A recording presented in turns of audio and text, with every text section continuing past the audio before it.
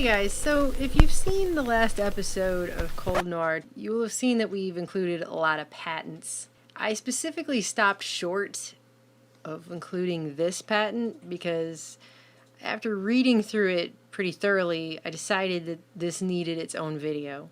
We're surrounded by so much technology and it has become so integrated into our lives that I don't think people even realize some of what these things can do. I honestly don't think at this point that we are taught traditionally almost anything about how the world actually works. They churn everybody out in public schools to walk around just blind to everything. Just a mindless consumer, no critical thought, just sitting in front of your television, being programmed. That's why they call it programming. This is one of the creepiest patents I've ever read. And it's a real this is the thing. This is, I mean, you watch sci-fi shows and horror movies and oh, that's scary for 2 hours, but you read something like this and then you just start thinking about how everything really works. I mean, we've not been told. We haven't been told how we work. Okay? Let alone how everything else does. And then you come to something like this. So, I have had this patent in a folder printed off for a while. I've been meaning to talk about it. And then I saw recently Richie from Boston covered this actually. And I was like, wow, that's kind of rare that he got this sent to him too. Good. I hope more people are talking about things like this. This is the kind of stuff that's actually going on in the reality that we're all sharing. This is United States patent number 6,506,148B2. Dated January 14th, 2003. And this is the 10th in a series of patents by this particular man, all about manipulation of your nervous system, and in some ways remote manipulation, subliminal manipulation, and he ended with this one here, nervous system manipulation by electromagnetic fields from monitors. And I just wanted to go over this with you because this is a thing that exists, and it existed over a decade ago, well before they made the forced switch to digital where they can layer the signals, and if there is anything strange in that, you're not going to see the interference, right? This has to do with physiological effects that have been observed in human subjects in response to stimulation of the skin with weak electromagnetic fields pulsed with certain frequencies near half a hertz or 2.4 hertz, such as to excite a sensory resonance. Many computer monitors and TV tubes, when displaying pulsed images, emit pulsed electromagnetic fields of sufficient amplitudes to cause such excitation. It is therefore possible to manipulate the nervous system of a subject by pulsing images displayed on a nearby computer monitor or TV set. For the latter, the image pulsing may be embedded in a program material or overlaid by modulating a video stream, either as an RF signal or video signal. The image displayed on a computer monitor may be pulsed effectively by a simple computer program. For certain monitors, pulsed electromagnetic fields capable of exciting sensory resonances in nearby subjects may be generated even as the displayed images are pulsed with subliminal intensity. In other words, you don't even know they're doing it. And then he has all these lovely drawings to go with this, which are just great. Actually, I have a favorite. It's this one right here. Remote computer, internet, her computer, her monitor, her. You see that? They can do this remotely and you don't even know that it's being done to you. And there's the kids. Got to have the kids in there. Anyway, he goes on to say that the electric field in studies by Norbert Wiener, that would be the father of cybernetics back during World War II and the Cold War, was arranged to provide a direct electrical driving of the brain. That's what this kind of stuff is based on. And he goes on to say that it's been found that indeed physiological effects can be induced in the manner by very weak electric fields if they're pulsed with a frequency near half a hertz. The observed effects, which is just the ones they had for this particular patent, include ptosis of the eyelids, which means your eyelids close and flutter, relaxation, drowsiness, the feeling of pressure at a centered spot on the lower edge of your brow, seeing moving patterns of dark purple and greenish yellow when your eyes are closed, a tonic smile, a tense feeling in your stomach, sudden loose stool, and sexual excitement, all depending upon the precise frequency used and the skin area to which this field is applied.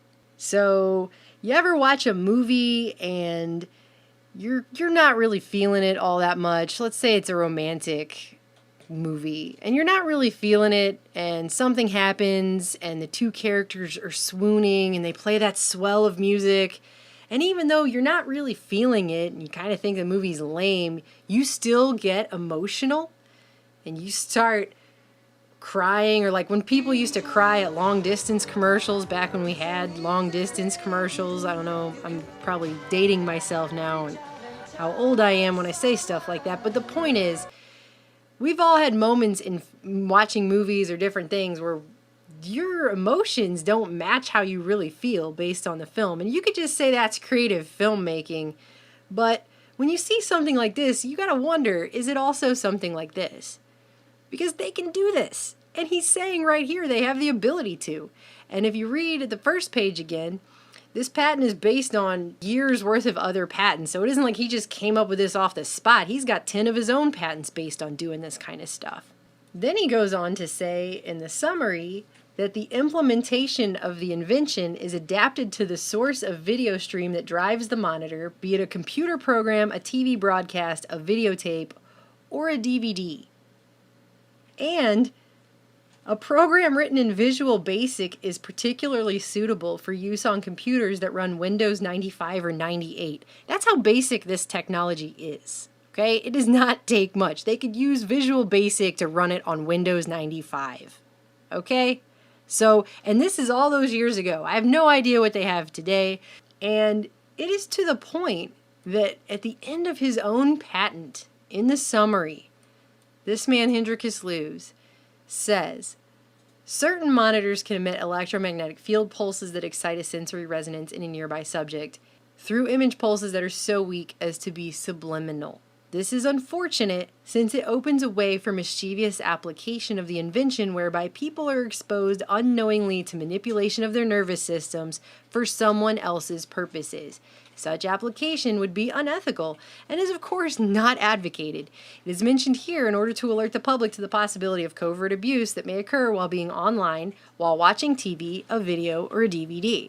I've read a lot of patents actually in my day, and I've never seen somebody warn in their own patent of the covert misuse of something the way that guy just did in his own patent. What makes it even more disconcerting is when you look up information about this, and other people have looked up because they've seen all these patents and they went, what the hell? And if you go look at his history, it becomes much more disconcerting that he's coming up with these things. It wasn't like he just thought of this by himself and randomly came up with it.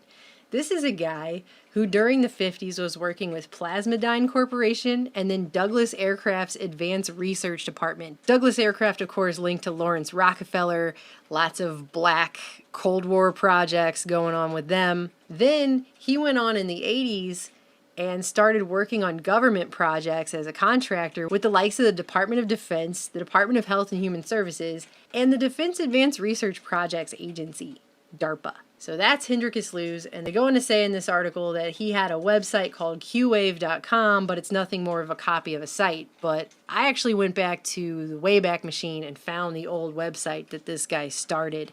And after reading through Are You Sensitive to Electric Fields and the Q&A that he has here, I feel like the guy almost has remorse for what he's created, or he figured out through this series of patents that he put out over the 90s and the early 2000s that he was coming up with something that wasn't actually very good. And so he wanted to warn people about it. And that's kind of what I get, the sense I get from this website of his that he had up at the time.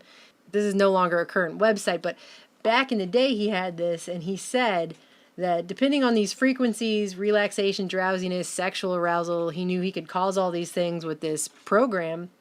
And he says that electric field pulses capable of exciting a sensory resonance can be generated by small insulated electrodes packed flat in the space of a credit card. So it doesn't take much for this. This can be just put right into the television monitor. It can be put right into your VCR, your VHS tapes. I mean, computer programs, anything, computer monitors, whatever, right? Since we cannot sense the field directly, our nervous system can thereby be manipulated covertly for someone else's purposes. And then he was selling for rather cheap, $14 at the time, a program that you could buy and put onto your computer, and then you could test it on yourself to see how susceptible you are to this. And that's what his whole website is about.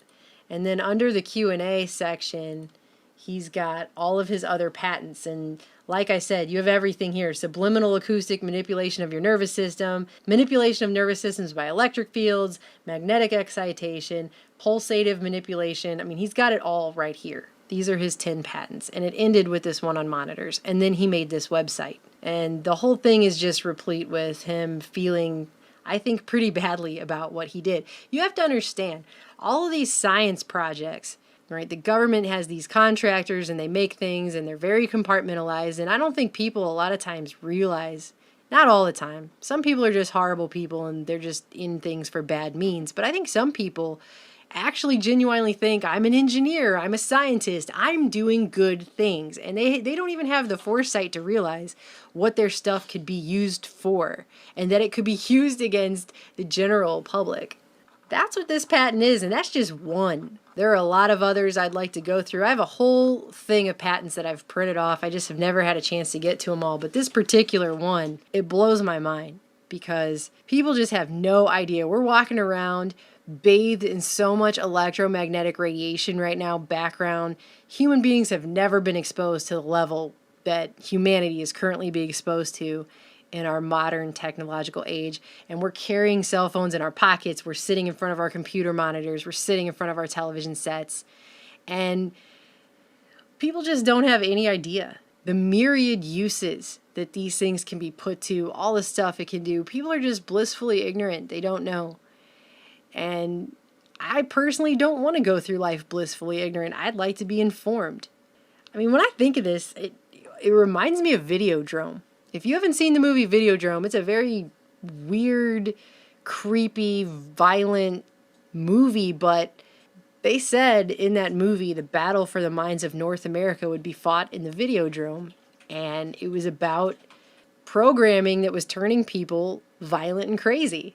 And I mean, he mentioned some of the things that weak electromagnetic fields can do at certain pulsed frequencies, but that was not an exhaustive list of everything that they can do. And I bet it's a lot more than just making people cry at sappy movies. All right? So I just thought you guys should be aware of that. You always get people coming into your videos and they say things like, what am I supposed to do with that information? Well, it's supposed to help empower you to at least know that this is a thing that exists. And so you're not just walking around an ignorant victim.